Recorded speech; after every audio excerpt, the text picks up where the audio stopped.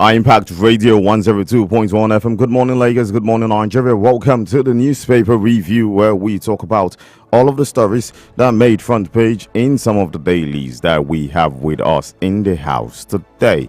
The newspaper review, as usual, analyzes the stories so as to make them simpler for you to understand. And you can always get to be part of the conversation every single time you get to hear my voice on the show. And the only way for you to do that is if you are on all our social media handles, that is on X, Facebook, Instagram, TikTok. It is at our Impact 1021 FM on Instagram, TikTok, and X. But on Facebook, it is our Impact Radio 102.1 FM. We are streaming live on YouTube as well, and it is at our Impact 102.1 FM. So many things going on in the country at the moment, but the biggest of it all is the fact that insecurity is plaguing the nation. Just on the news yesterday, we saw about 20 persons allegedly killed in Enugu State by armed herdsmen. Also, we saw on the news saying yesterday that over 51 persons were killed in Plateau State. Terrible incidents occurring back to back every single day, and it seems like it's normal now for people. No one seems to be outraged about it. It just seemed like a normal thing now for us. It shouldn't be. It shouldn't feel that way, and it means so many things are not going right, which is why it feels that way. But when we come back, we will be talking more about all of this and many more, which we will find on the paper right here on our Impact Radio 102.1 FM. We are your urban lifestyle station. Don't go nowhere. We're just a little tiny bit of time. We will be back to give you everything you need on the paper review. So appealing about April, you may ask. Well, April showers bring May flowers, and the beauty of these flowers are in full effect when they bloom. And so, we don't need no other reason to declare our high-impact Court of Appeal in session. Court! All rise. Court is now in session. You may be seated. Welcome to April Appeal, where everything we find appealing, or not, is tabled before our court. We're stocking up appeals in every sense of the word. Want to appeal to our sense of sound? Sing to us, and we'll play you fantastic music. Offended someone? Appeal to them for forgiveness. Is it too late now to say sorry? Share your food recipes with us on air. Tingle our sense of taste. Don't leave the sense of humor behind. Let's make each other laugh. Something strange in your neighborhood. Appeal to the relevant authorities to fix it. Follow us on High Impact 1021 FM and tag us in your fun videos while you vibe to our tunes. Appeal to our sense of sight. It's April Appeal, citizens. Let us know what you find appealing or not in the most creative ways.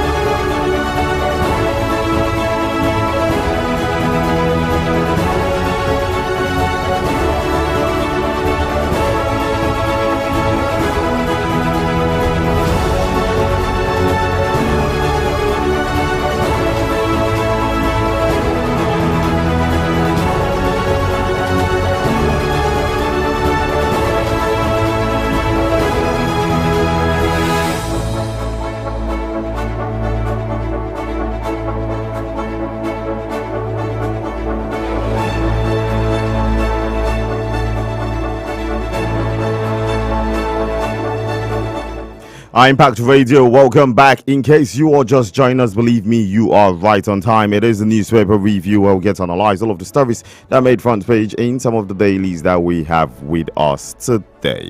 Looking straight into it, we'll be starting with the first paper of the day, and we will be starting with the Punch newspaper. And the Punch newspaper leads with this one. It's talking about 2027. Yeah, and it says, Atiku bloc defies PDP. Governors over coalition talks. I take that one more time.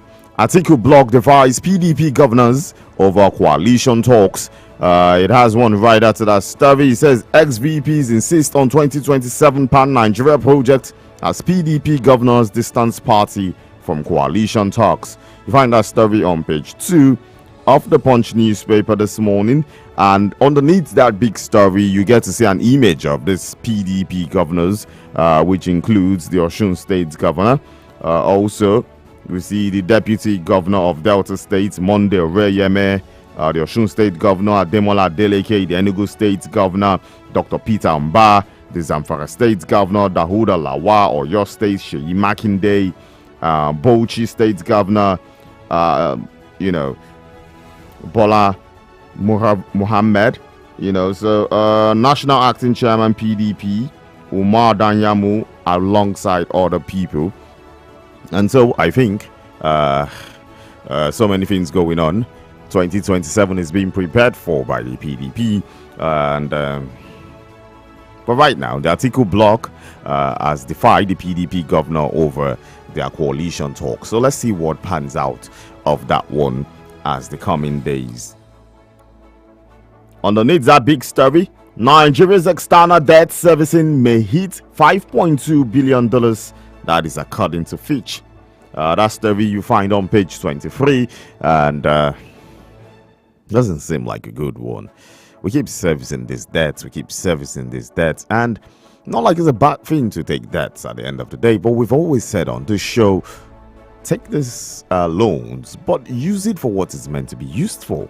If it's not used for what it's meant to be used for, then you're just taking a loan on the future of Nigerians, which is criminal at the end of the day. Anyways, beside that one, family feud. Peter alleges Jude diverted 1.3 billion naira P-Square earnings.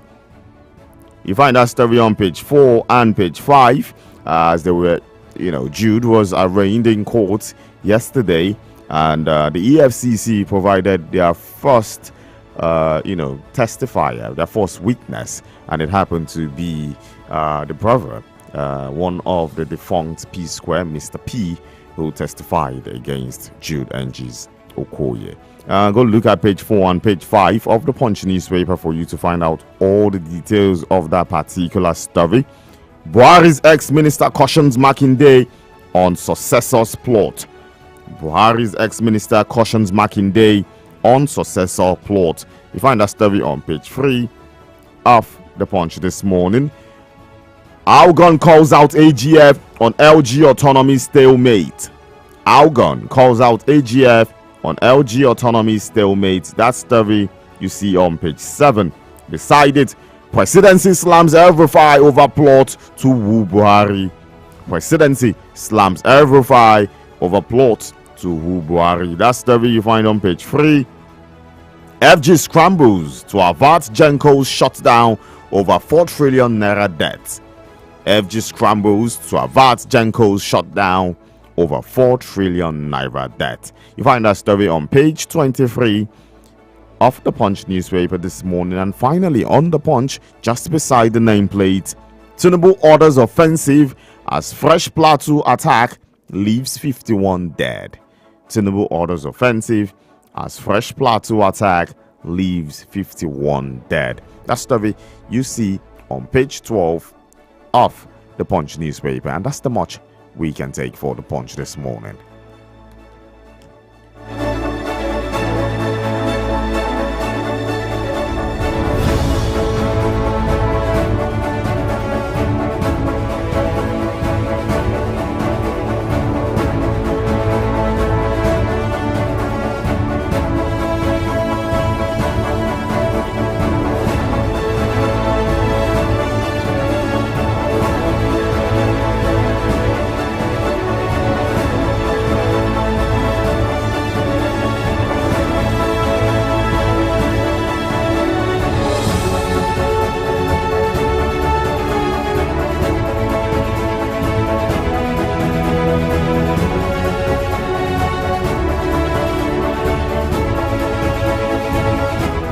Moving on from the Punch newspaper straight to the Vanguard this morning. And of course, it's also still talking about insecurity. which is the big story that the Vanguard is leading with this morning. It targets Plateau Benue killings. And it reads, Governor Alia threatens, Tinubu gives Mufwang marching orders. Governor Alia threatens, Tinubu gives Mufwang marching orders. That story you find on page 5. But that story has a whole lot of writers to it, and I'm going to take some of them this morning, if not all of them, for you. So let's see at this one. It says, family of 8 wiped out. Armed herders kill 52 in fresh Sunday night attack. Victims given mass burial. Government expresses displeasure. Troops rescue 16 kidnapped victims. Christian leaders plan protest over killings. I can't guarantee visitors to Benue without my knowledge. Governor Alia, I am target of Benue governor's threat. Peter Obi. We saw this huge one happening yesterday all over social media, where the Labour Party's presidential candidate in the 2023 elections went for visiting Plateau State, and according to him, which he released a statement later in the day, claiming that he was supposed to be at Benue State to do similar thing which he went to do in Plateau State, and he shared his itinerary with the government of Benue State, with the ADC, days even before his planned arrival. And everything which was released by the state government, that is the Benue State government, according to Peter Obi, were from his itinerary which he released to the government. So he's of the opinion that how then would he feel, how then is it like the government are claiming it's an unplanned visit? Meanwhile, he has shared knowledge, and he's also saying that okay, he's coming. It doesn't necessitate that he has to visit the governor, because it's not really necessary. He had missions to actually see the people and sympathize with them and help as much as he can, and so probably he can continue what he wants to do. But on their way to the state, the press release was sent directly to him by the ADC of the governor, as well as shown to him by other members of staff about the alleged threat, which he claims is a threat because of what was written in that statement. Well, so many opinions have sprung out all over social media, and but it is what it is. So let's see what pans out of it. Let's see if maybe he will get the opportunity to go do what he hopes to do in Benue State, probably when there is less threat in Benue State. That story you find on page 5 of the Vanguard newspaper this morning. Underneath it, protest in Rivers for emergency rule. Yeah, we saw this videos of people who protested, women who protested in support of the emergency rule. But remember, we saw over the weekend, or just before the weekend last week, where women came out to protest against the emergency rule. So is this like a retaliation of protest just to say, oh, we're in support of it?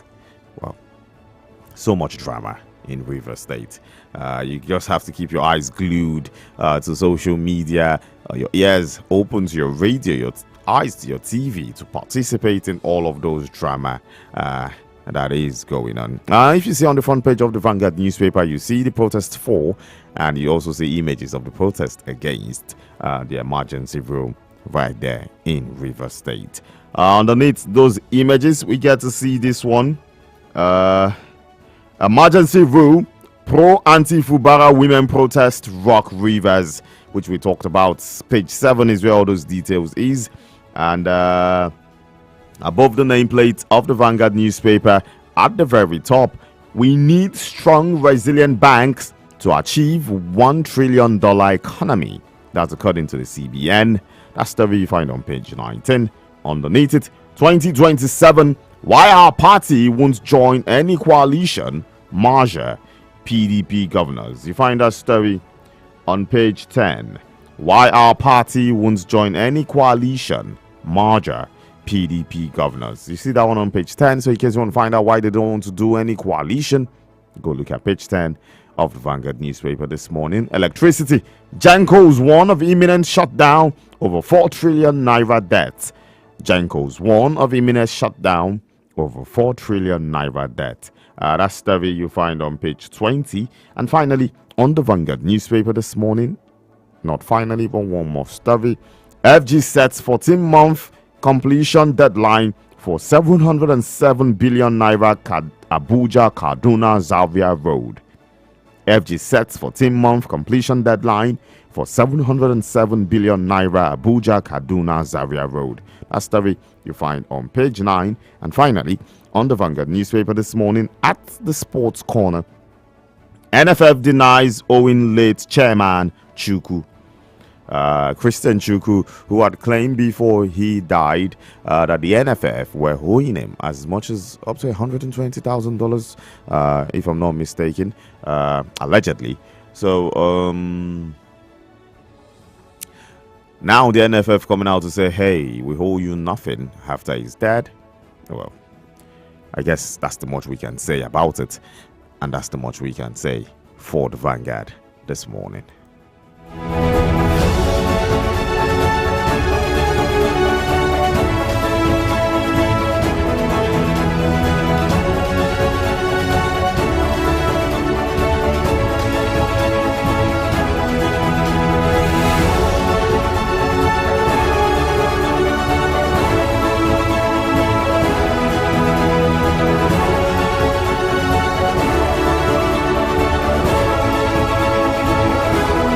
Impact Radio 102.1 FM. It is the newspaper review where we analyze all of the stories that made front page in some of the dailies that we have with us today. We're about to go on a short break, and when we come back, we will be looking at the remaining 2 papers that we have. Don't go nowhere. It is your urban lifestyle station, Impact Radio 102.1 FM. The democracy has not given us peace, but we must tinker with our democracy. I'm upset with my friend that came before me. Oh. Yes, I listened to him and he shocked me by turning things upside down. Well, can I say something? Realize that we all have a right to our opinions. Yes. So that's his opinion. So This is On Record, where every word matters. Then we avail you, our listener, the opportunity of calling into the program to ask questions from our guests on the topic for the day. Join us as we discuss topical issues from 9 a.m. to 9:45 a.m. Mondays to Fridays. On Record, where every word matters.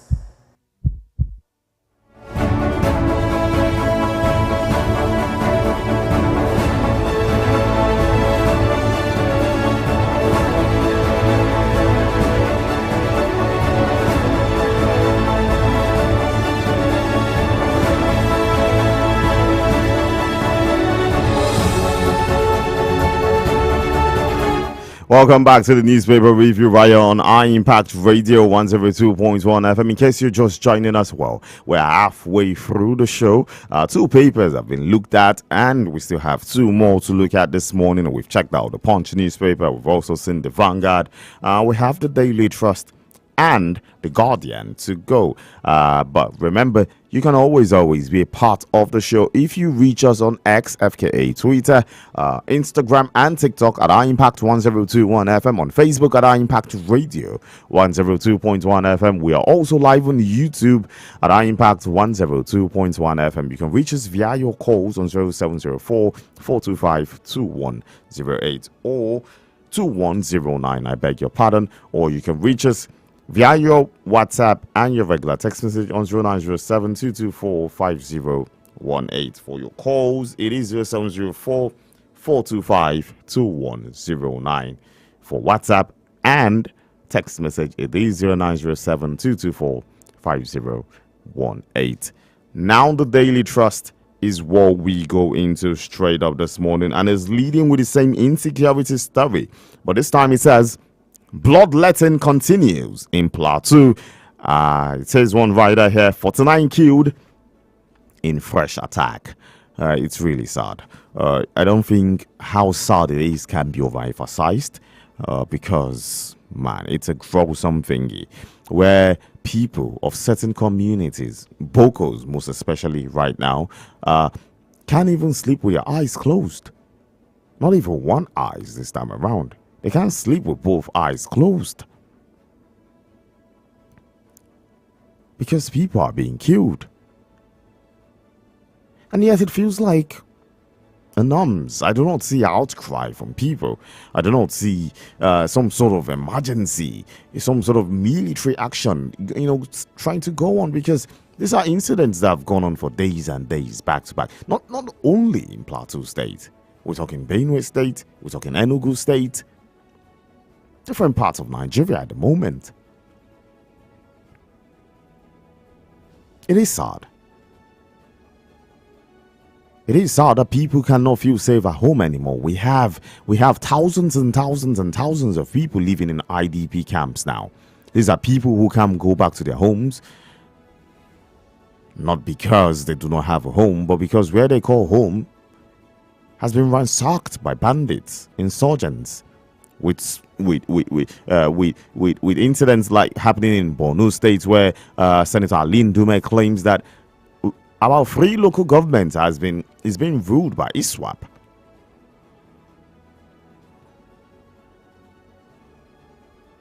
He alleged that those local governments are not in control of the Borno State government anymore, but rather in control of terrorists. At this point in Nigeria, how then do you want the people to trust in the military, to trust in the security agents, to say, okay, you are doing the right job, okay, you are protecting the lives and property of all Nigerians, when many of those Nigerians are in IDP camps? They can go back home. Many of those Nigerians can't sleep at night. Many of those Nigerians can't even remember where home was. Many are still stuck in the bushes right now trying to be safe because, hey, over 51 of their people, their family members have been killed. We saw one where they say 8-member family completely wiped out. Mother, father, brothers, sisters, in entirety wiped out. We might not hear of their names anymore. The names have been wiped out from life. Imagine a situation where that father and that mother are probably like the only children of their own parents, and probably their parents are dead. So you're trying to say the generation of that family has been wiped out of existence? All for insecurity? It's a sad one. Nigeria is bleeding, and the more it bleeds, the more lives are lost. We as Nigerians it has not affected yet need to speak up, because we just don't know. What if they are done with all those people and we are next? We need to speak up and stop it from happening and stop it from continuing. Moving on to other stories which we find right here, we see images of the mass burial in Plateau State. Really sad one. PDP governors meet, reject coalition. Has to write us to that story. Proposed NEC for May 27 convention, August 28. Underneath it, one other writer, he says, our rejection could affect Atiku, Professor Kari. You find this story on page 6 and page 7 of the Daily Trust this morning. So in case you want to find out all about the PDP and their plans for 2027, drop the Daily Trust. Look at page 6, look at page 7, and you'll get all of those details. 4 trillion debt, blackout looms as Gencos threaten shutdown. Blackout looms as Gencos threaten shutdown. This is one story which, I've seen a couple on the papers. I think it's going to also be a lead story on the Guardian newspaper. And I will talk about it probably towards the end of the show. Maybe that's what's it's going to be the main analysis before we round up for the show. So let's just hold off on that one. Move to the next, which says Rivers emergency rule, court orders service on Tinubu, Ibas, Fubara. Court orders service on Tinubu, Ibas, Fubara. We find that story on page 22. And finally, on the Daily Trust newspaper this morning, gunmen abduct worshippers on Lokoja Mountain. Gunmen abduct worshippers on Lokoja Mountain. That's the much for the Daily Trust.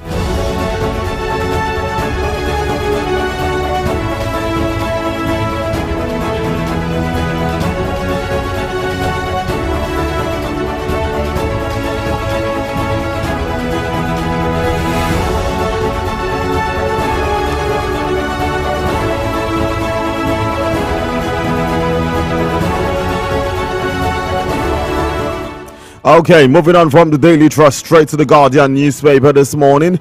The Guardian has this one. It says Janco's threaten shutdown over 4 trillion naira debt as Band A customers protest. That's the review you find on page 6 of the Guardian newspaper. Like I said earlier on, I will come back to this and we will get to talk about it and analyze it a bit, at least coming from perspective of business owners and consumers. Okay, so it has a huge image and it has a quote there which says Jankos have continued to ramp up capacity as contractually agreed, but system constraints, forex volatility and regulatory inconsistencies compounded by inadequate market remittance are rendering the sector commercially unviable. Okay.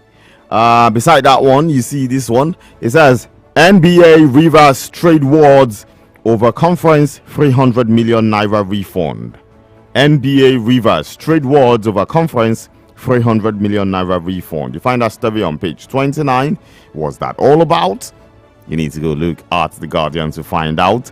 JAMB warns new upgraded institutions against illegal admission. You find that story on page 30 of the Guardian newspaper. And just underneath the big story this morning, Nigeria loses $2 billion yearly to medical tourism, say Party. Nigeria loses $2 billion yearly to medical tourism, says Party. That's the you find on page 7. And that just goes to show how much it's important for us to fix our health sector.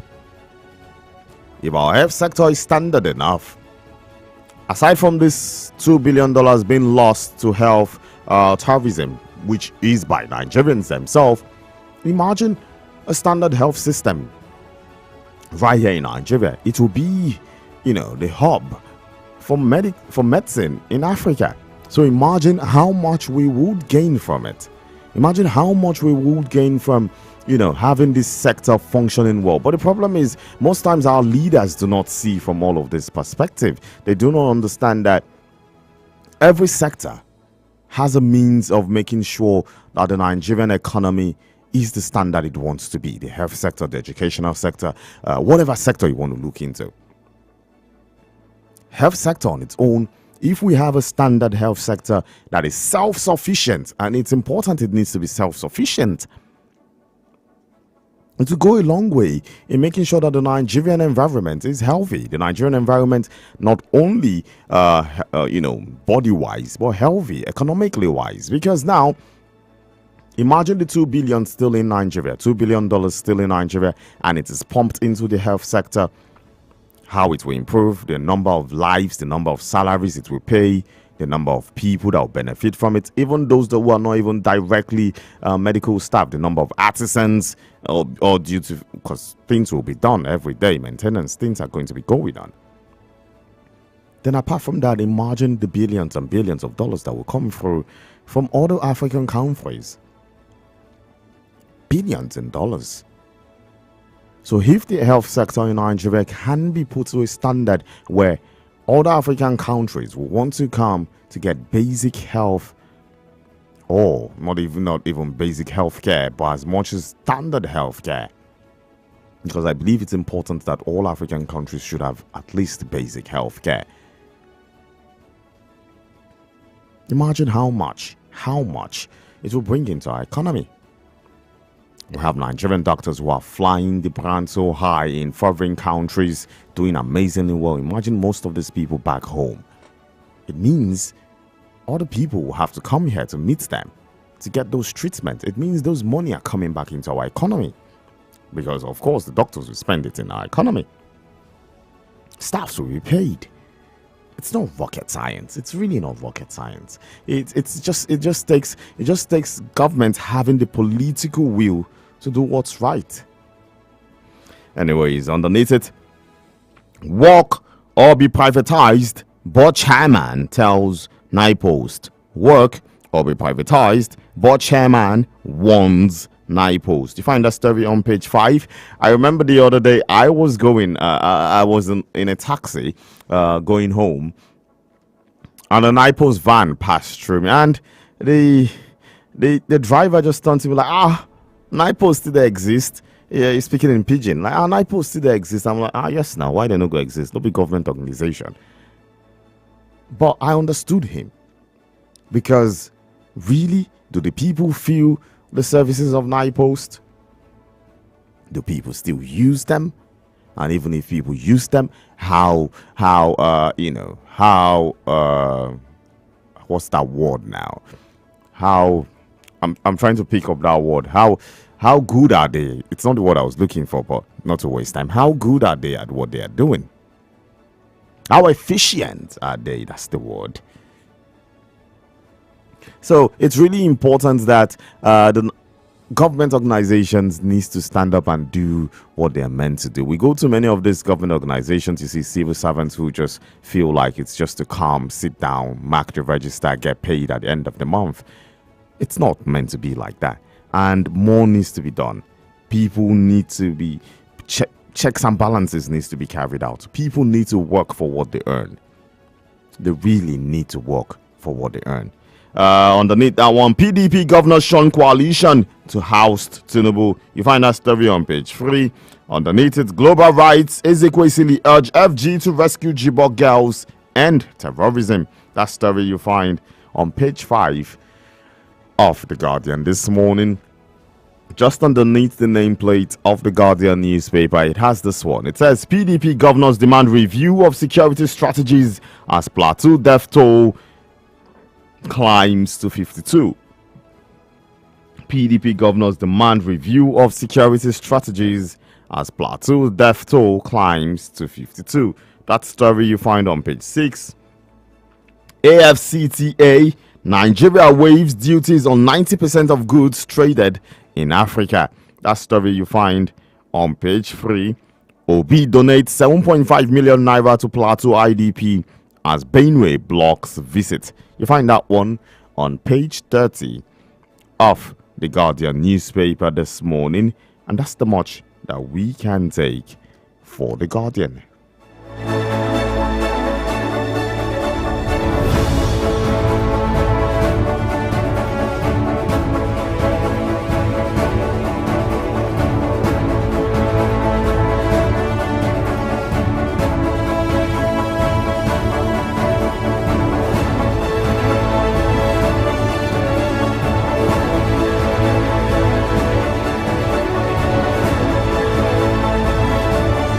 Impact Radio 102.1 FM, your urban lifestyle station. This is the newspaper review, where we get to analyze all of the stories that made front page in some of the dailies this morning. And one particular familiar thing that happened on all of the dailies this morning, you know, aside from the fact that the PDP are not interested in a coalition that's according to their governor's forum, and also the insecurity in Plateau, Benue, Borno, Enugu, huge insecurity.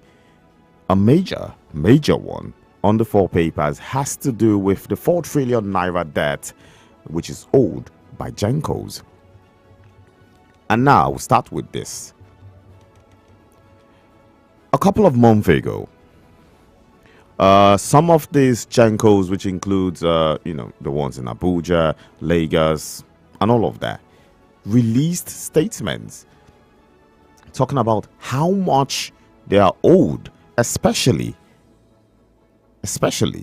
by government agencies. And this were in tunes of millions, round up to hundreds of millions of naira. And I'm talking about per agency. Some owe as much as over 100, some as much as 50, 70, thereabouts. It's just scattered. Different sectors, different parastatals, I beg your pardon.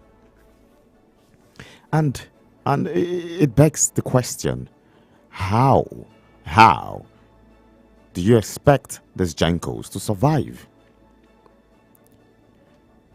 How do you expect these Gencos to survive if government agencies, the government agencies who are supposed to uphold the law, are owing?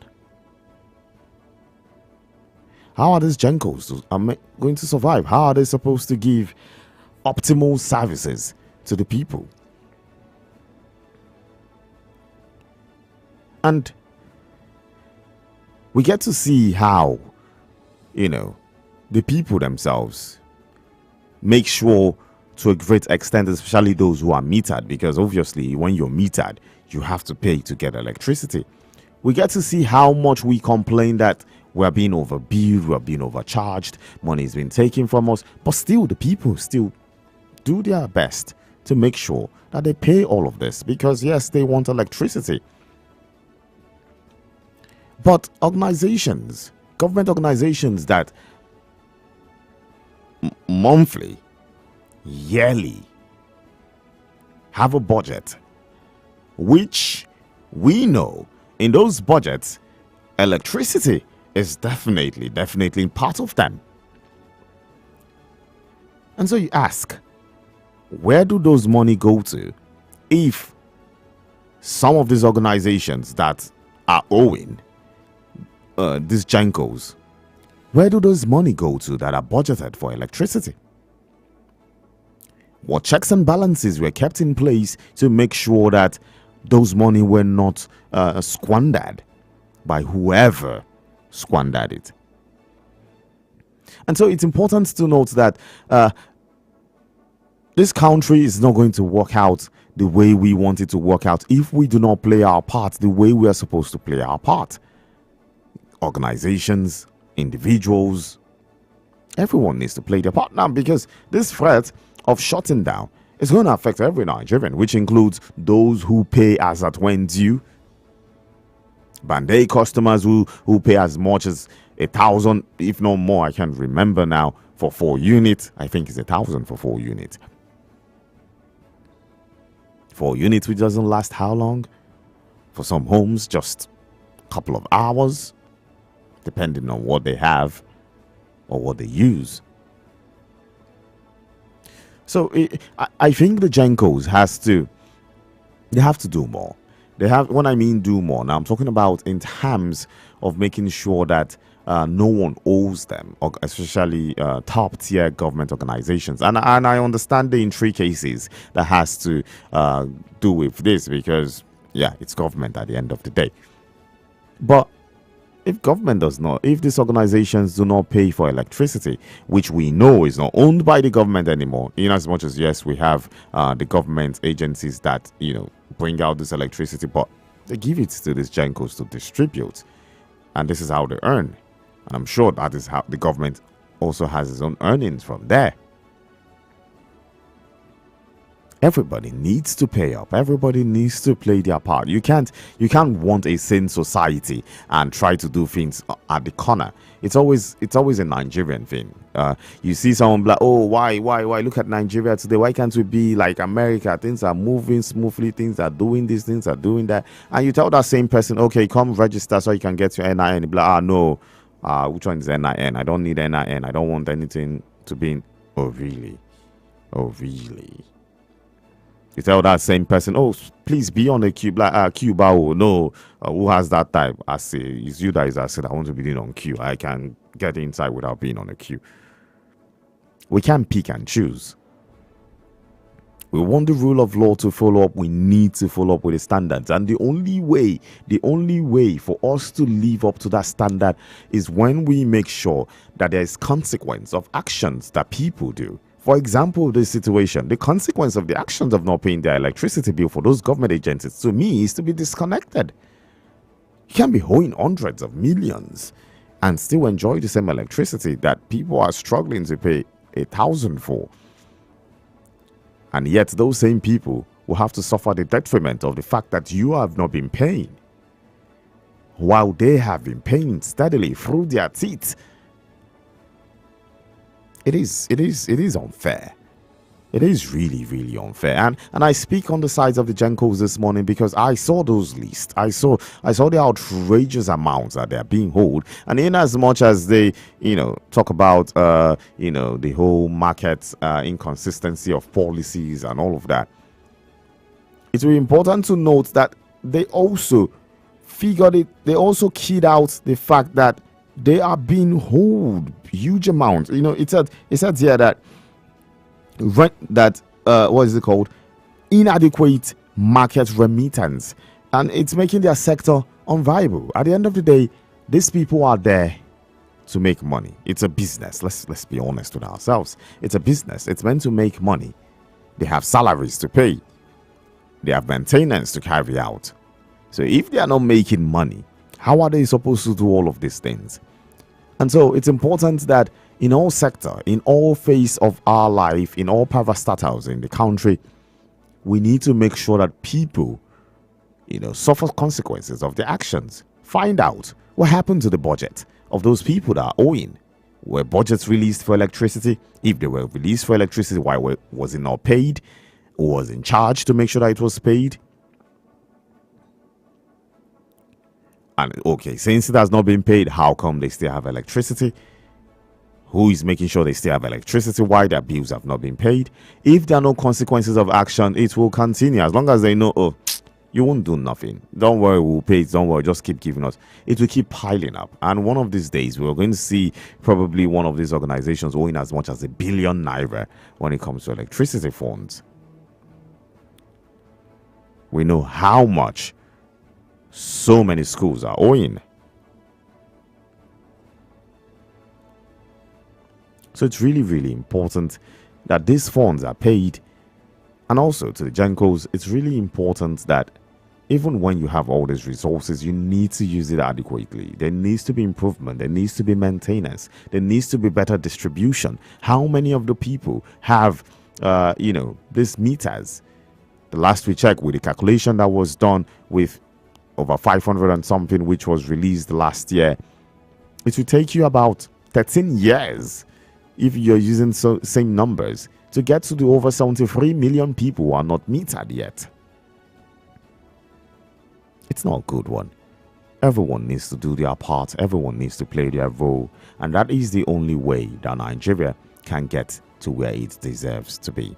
And that's how we call it an end to today's edition of the newspaper review right here on our Impact Radio 102.1 FM. I thank you so much for being part of your day. Thank you for allowing me be part of your day. And until I come your way again tomorrow for another exciting edition of the show, my name remains Uche Okore. Have yourself a fantastic Tuesday.